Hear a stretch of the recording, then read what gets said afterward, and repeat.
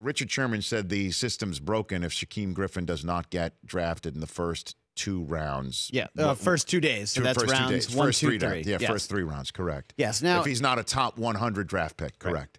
Right. And by all accounts, heading into the draft, Shaquem Griffin was a 4th to 5th round projection, and so he obviously had a great combine. Now, I just want a little further explanation. What system do you think Richard is talking about here? The system that puts people in boxes.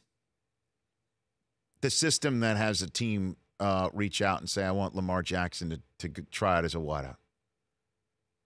That's the system. That system kind of stinks. I had a problem with teams reaching out and saying, Lamar Jackson, I want to see him at a wide receiver. It's like, you want to see him at wide receiver? Guess what? You bring him in for a workout. You tell him. Don't go to the combine and say, tell him to work out. Because that's what happened. That's the reason why Lamar Jackson went up to a podium and says, I wasn't told I wanted to be worked out with a team, because the teams tell the combine, I want to see these guys work out at a different position. Last year, remember Jabril Peppers? Remember that? Oh, Christian McCaffrey worked out with the running backs and the wide receivers. Well, he did wide receiver drills. He did some wide receiver drills. But to me, that's not an insult to any of those guys. It's an insult. Guy, it's like that C-note that the Rosado brothers tried to give Frank Pantangeli in Godfather 2. I don't like the C-note, Rosado. Let's get them all. Right. So, to me, it's just like, look, the kid won a Heisman Trophy at quarterback. He says he wants to be a quarterback. But you call the combine up and say, guess what? When you're done with the quarterback drills, we'd like you to go out and get some passes from throwing quarterbacks. How the hell do you think he's going to respond to that? How do you think he's going to respond to that? Okay, you go and group within the group with Darnold, who's not throwing, and who else was in his group? Top of the group, Josh Allen. You go out there with him.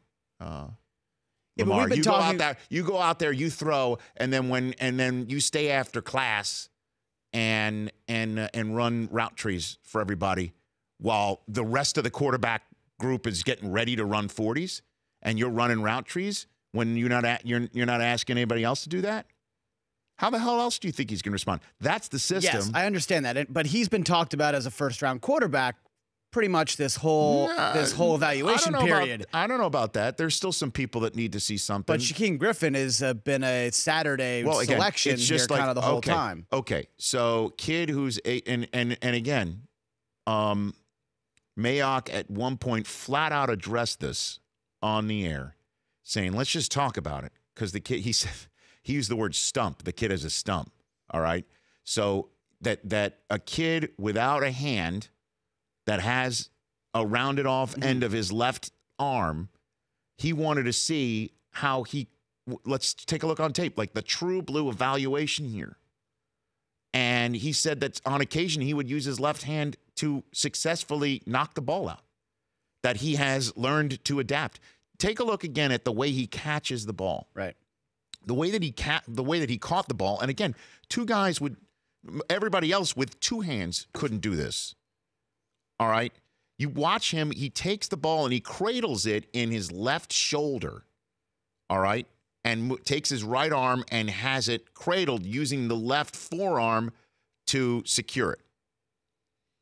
All right. It looks smooth. Now, is there a scout who's going to sit there and say, well, maybe if he grabs it, is it going to be easy? What points of pressure is it going to be? Because sometimes, if you catch the ball on the left sideline, you need to put the ball in your outside arm.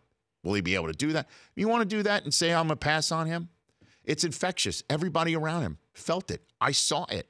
He's a leader. Everybody was energized by him. You don't think that's going to happen to your team? So that's what I'm saying, is that what he's saying is the system is that he will be summarily rejected by some, and I'm not saying that's going to happen, just by some, just automatically. I'm not drafting somebody with one hand. Just not going to do it. And I mentioned this on the air, and I'll say it here, too. It reminded me of covering the Michigan baseball team and when I was there writing for the outstanding student publication, the Michigan Daily, covered the Michigan baseball team. And Jim Abbott was on the team, and we all know he was born without a right hand. And it was a doubleheader. He pitched the first part of the doubleheader, knocked it out of the park, and then with all the National League scouts there, because I remember I looked down and I saw the suitcases with like the San Francisco Giants logo on it, okay? And Bud Middaugh, the manager, put him at the plate to show the National Leaguer scouts he can hit. And he laced a triple to the gap. And the place went nuts. Nuts. Now, there might have been some Major League scouts. Well, National League, we're just not going to let him bat. We can't draft him. Angels did. Definitely did not disappoint. No hitter for the Yankees. How do you think that day went for me? Pretty great day. Michigan, one of Michigan's finest, throwing a no-no for the Yanks.